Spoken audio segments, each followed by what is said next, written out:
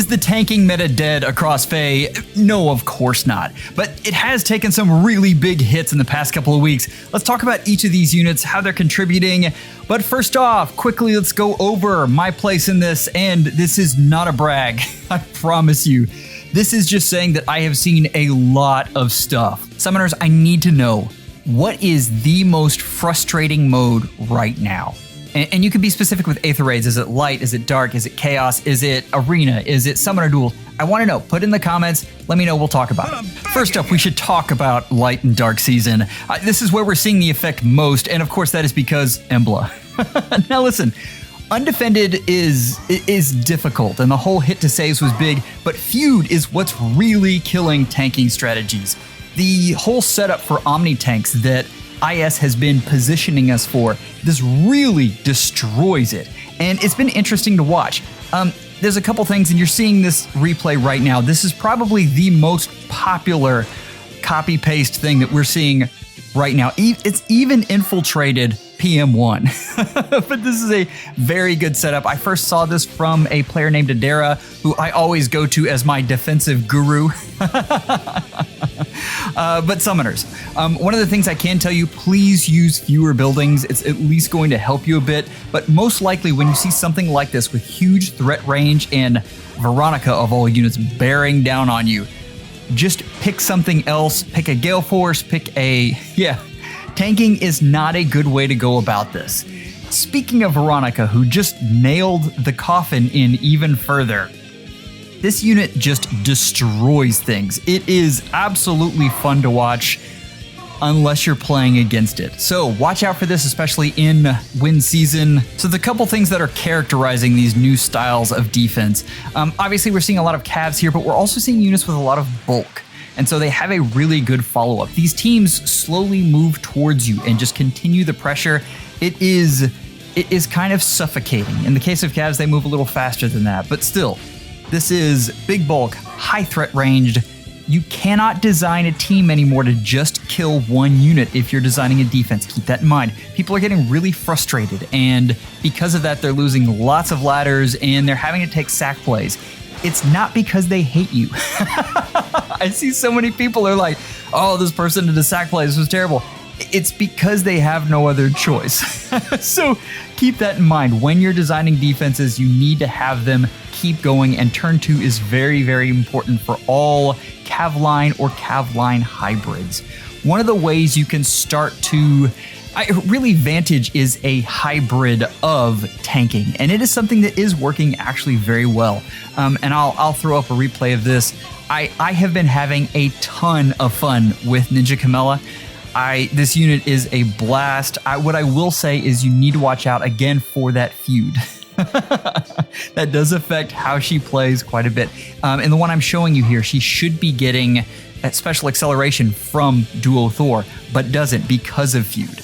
So you need to find some other way to fix that. And the way you find that is bonuses. And I'm talking bonuses in brackets. Those are the things you need to be looking at more and more. And it's something that IS has been selling us, and I hadn't taken in how important they were until Embla showed up.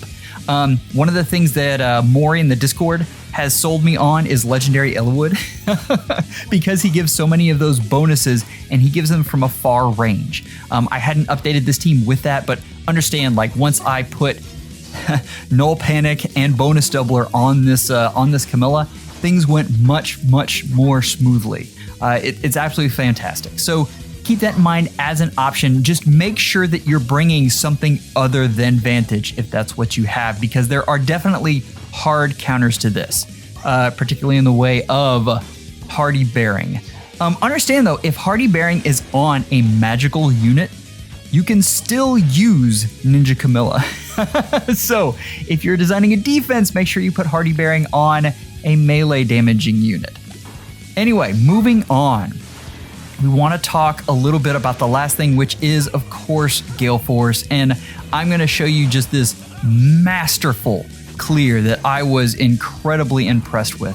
Summoners, this is what we're talking about with the elegance of Gale Force. It's why we put out a whole video on it. Like, I want you to be able to see this and be able to use this. The way they went about this, where they chip Ithune down turn 1, and then they go in and actually smack her turn 2, and then finish cleaning up the entire team. So, and there's a lot of talk about whether you need special units for this. The answer is yes, you do, but they're not as special as you think. So go back, look through that video, look through the initiators, understand that the real special sauce there is how you build them, not in the actual units themselves. There are so many effects that you can stack on and fun things you can do. I would suggest you start with Brave Seliph or Summer Edelgard first though. Astra Anima is just the complete opposite side of the coin. And this is not a bad thing to have two scenarios that are just so different, so that you get to have two different flavors of a mode. But I do feel like they have stacked the deck in offense's favor way too much. And we've talked about that just so much. I'm not sure we even need to go over it. But Sather came, Sather made things stronger. Sather made it even easier to get pots. I mean, what I will say is I complain about defenses, and what I'm really complaining about is if you are a defensive connoisseur, the perfect defense is very rare to find right now. But there are plenty of good defenses.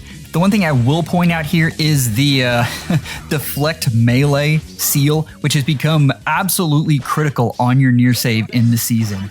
I know it's a funny thing to bring up, but summoners, use this. It's really good. Seriously. Moving on, I want to go over one of the things that I'm seeing a lot with bulk. And this is a new thing that I had not fully taken in when Arvel showed up.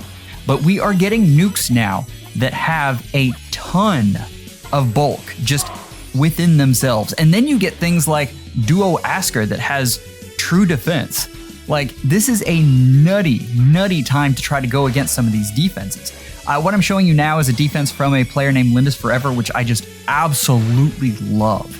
And he has taken a concept that was used in Chaos Season for quite some time and moved it over into Anima, now that we have Ash available there. And you can see I am trying to cycle through and somehow take these units out, and I just can't. I don't have the oomph. So understand that as you're going through this, you need to make sure you have teams that can finish units off. And that is a weird thing. That is a weird shift. We're normally used to, especially in this season, building up units that can enemy phase just the ever-loving crap out of the other team. But now we need to be able to also have a player phase on the subsequent turns to make sure we don't get stalled, because that's very possible with powerful units like Duo Asker, who are also pulsing teams down. It's really an incredible thing to watch, and I am enjoying all the creative stuff that's coming out of this. The last thing I do want to talk about is unconventional tanks. And I think this is something really interesting that's coming out of this because, and I won't say that Anima defenses are pushovers. I've definitely found ones that can stop me, but they have allowed you to have a lot of resources to tank. So I think you should utilize them. I go in and see what crazy things you can actually accomplish. I think Legendary Shez, who is really not an enemy phase unit, going in and and having fun with this, and understand, like, this is a team that obviously I beat, but it was very close. I mean, they came within mere points of being able to pull this off. Yeah, 2 points off of Duocrom. Summoners, that was very, very close. So understand that as you're going through these, try stuff. This is a season where, since it is so stacked towards offense, you can start trying new things. My favorite team right now is definitely Winter Altina, paired with, of course, Micaiah. Duo Micaiah is amazing, and the combination of those two, along with the fact that a lot of people are having to place their duo buildings over in the top right, which you'll see a ton of, means that I can go in and have a lot of fun with that pairing.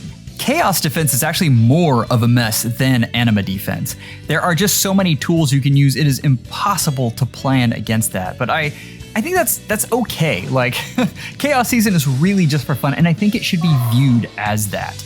If you start to take Chaos Season seriously, you can go downhill quickly.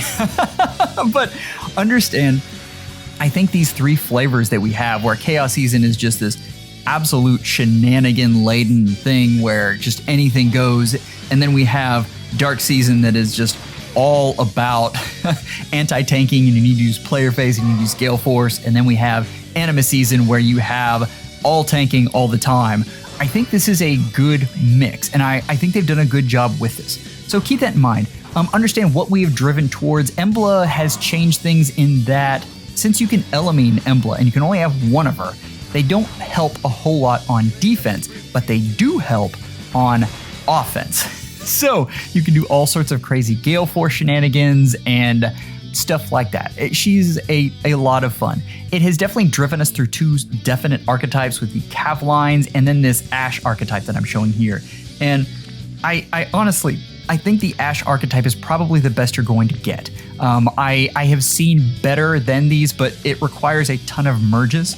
And so just keep that in mind as you're going through here. I really want to see this updated with the New Year's Ash, but we're not quite there yet. So I think that's going to be a lot of fun, as well as with Dual Asker and Summoners. We're going to have some serious shenanigans again for Chaos Season.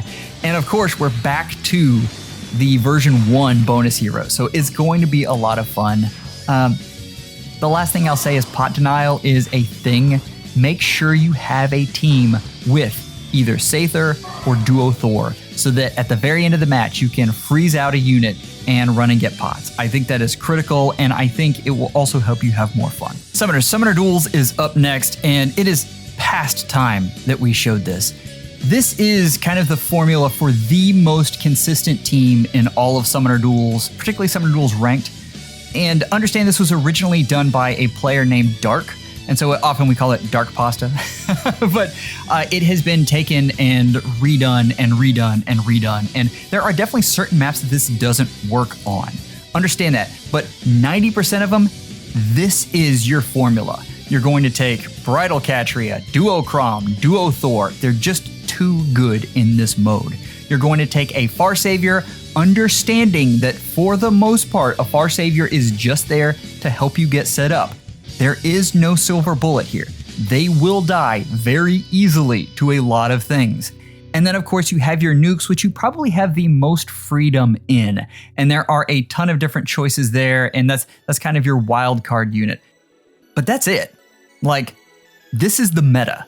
So understand that going in, you can definitely do different things, and lots of very good players do. But if you want something that's going to be consistent almost every time, this is it. So I'm going to show a particular version of that same pasta here, and this was originally done by a player named Ashru, who made up the intro for this. So I have to give credit there. Excellent player. One of the things you'll notice here, and I see a lot of people try to bring dancers. Please don't do that. There are very specific teams that can, but it is harder to bring a dancer than not.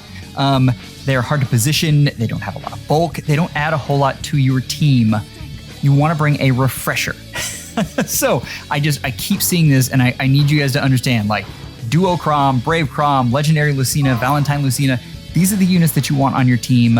There are definitely times you can use you can use a dancer, like Legendary Ninian paired with Brave Seliph is very good. Just understand that those are rarities, and if you're going to copy this, no dancer. The big thing there is you don't want single points of failure. We'll talk about that in just a second, though. I want to look at Legendary Veronica, and this unit is spectacular, folks. Particularly paired with Bridal Catria, there's not a whole lot that this unit doesn't kill. And it goes back to what we were talking about, where saves are a throwaway thing. You are trying to get them in there to have the correct trade, to set up things to put you in better positions. They themselves generally aren't going to survive the combat. It's just not going to happen. So, something to keep in mind, Legendary Veronica is spectacular. Have fun there. I want to touch on Harmonic Lund. I don't have a replay here. I just have her ticked up just a little bit because her support is so good.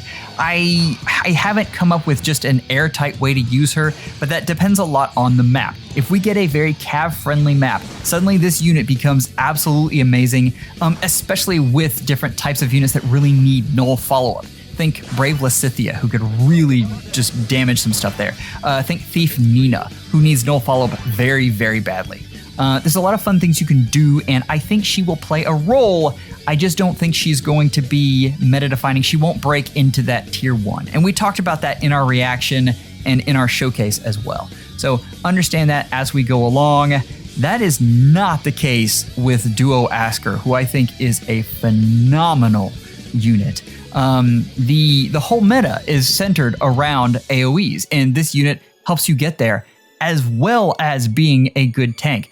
We talked about saviors being throwaway units. That means that a lot of the time your team is going to be uncovered and have to survive hits. The fact that this unit can survive some very key tanks is a big deal. As well as this unit has great support, and this unit can do damage. I mean, there's a lot of things going for this unit. I think we'll see this unit a ton in a lot of different modes.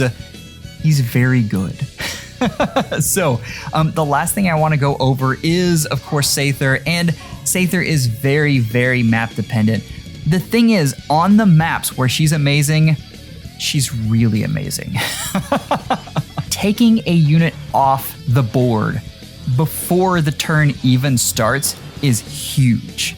That is destroying someone's opener, which is probably more important than destroying a unit on turn 1. I'm not even kidding. Like, that is, most of the time, you can look at a map at the end of turn 1 and you can already tell who's going to win. Like, who has positioned themselves best, that's the team. And barring a mistake, you can get that like 90% of the time. Anyway, I think this unit is very good. I think she does a lot of fun things. I think we will continue to see her, but more in SDS than SDR. SDR has a very, very specific unit set. We just saw it. Anyway, the last thing I want to talk about is single points of failure, and particularly this hits the raid boss community very hard. The nukes right now are just so powerful. Like, there is very rarely a time where you can take one unit, build everything around them, send them in, and then hope to have them survive. Bridal Catria, Harmonic Cordelia, both of these really stopped us from having just a healthy raid boss meta, which I don't mind. I'm not a huge fan of raid bosses, but I wanted to show you a good version of a raid boss setup. And this is from a player named Peterpot, who is amazing at a lot of things, including beatboxing. But I think this is such a creative use of raid bosses. And we've got 2 here in Miracle Robin and then AoE Fallen Edelgard. I love this so much. So this is using a raid boss to kind of go in and soften things up for the most part. You can see that didn't quite happen here because Arvel had an easy kill. And the fact that this unit has Raging Storm where she can keep going means that you can continually have more actions, more attacks is very, very clever, and I'm a huge fan of things like this. So if you are looking for a raid boss configuration, understand that you need to have a secondary option. And I've seen this a few times with units that can take over the raid boss role, like all the buffs go to them, or you have something where the raid boss softens them up and then the rest of your team can go in and do the cleanup. Anyway, keep that in mind as you're doing that. I know a lot of folks absolutely love their raid bosses. The last thing I need to talk about is Arena, and who saw this coming? I don't even know. Like, I am absolutely floored by this. I'm a big Arena fan. I like the resource management part of it. So this is really exciting for me. But back when we predicted that the thing that they needed to do was add in tickets that gave you a free 4-star from that pool, I did not realize they were going to actually do it. Part of me wonders if they actually watched that video, but let's be honest, that's me getting a big head. Anyway, regardless though, this is a mode that I love to see come to life, and the new bonus units are just absolutely fantastic, and I think they're a lot of fun. One of the things I will say is that the thresholds are starting to come down, and that's even on these chaos seasons with the crazy bonus units that you use. What this means is legendary values are also going down. That is a big thing. That means you can use more of these remix heroes and less of the absolutely cutting edge legendary Shez just came out type of heroes. That makes Arena much more affordable and a lot more fun if you are going for higher levels. The next thing I want to say is Cervantes is terrible. We need a better score bot than that. The day of armors is so far gone. It is incredibly difficult to use an armor in this mode, and I don't know why they would make the highest scoring free-to-play unit Cervantes. There are some other fun ones. I know Shez and Atlas also score well, although one bin lower. So I would just look towards those instead of Cervantes. I don't think this is the recipe for a fun time in Arena, and I want people to enjoy this mode. I would like for it to stick around. I would like for it to improve. The next thing I want to talk about is duos with legendary values going down. Duo values go up. I know that sounds weird, but that means the scores are more accessible and you don't need so much blessings to get into tier 21. You need very high scoring units. I had a whole video on this and I might do a remake of it, but I'm not sure it's really needed. The crux of it is, if you are a 20.5 user, and I think most people should be, like, going for tier 21 is insanity and it costs a ton of orbs. 20.5 is nice and comfy, and you don't need legendaries for that. You need a high scoring duo.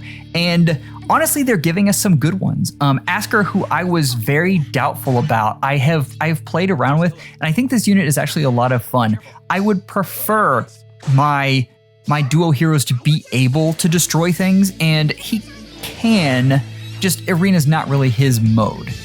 Now, would I rather have Crom or Dogger? Yes, and I think they will be more arena-friendly duo units. But what I'm saying here is, get a duo unit, make that your score bot, you'll be happy. The next thing I want to talk about is tier 4 skills, and do you guys remember Joint Hone Defense? Joint Hone Defense was terrible. You had to put it on there for scoring, and it was like the second coming of the Rally Plus skills, which are just utterly worthless, and you're doing just for score. We have useful C skills now, and I think that is just amazing. Times Pulse 4 is a ton of fun, and on so many units in Arena, I think you'll be able to use this and just have an absolute blast. The last thing I want to say is the neat thing that's happening with these with these version bonus units. The fact that old plus 10s can be used again is phenomenal. I think that is something that's a lot of fun, and I love being able to use units like my Spring Sharena and going in and being able to absolutely obliterate things. It's fantastic. Summoners, if you're interested in more thoughts that I had on Arena, I'm going to put the link right here. Go check out the video. It was a lot of fun to make. I hope everything is going well. Take care and schedule an appointment with your FEHologist real soon.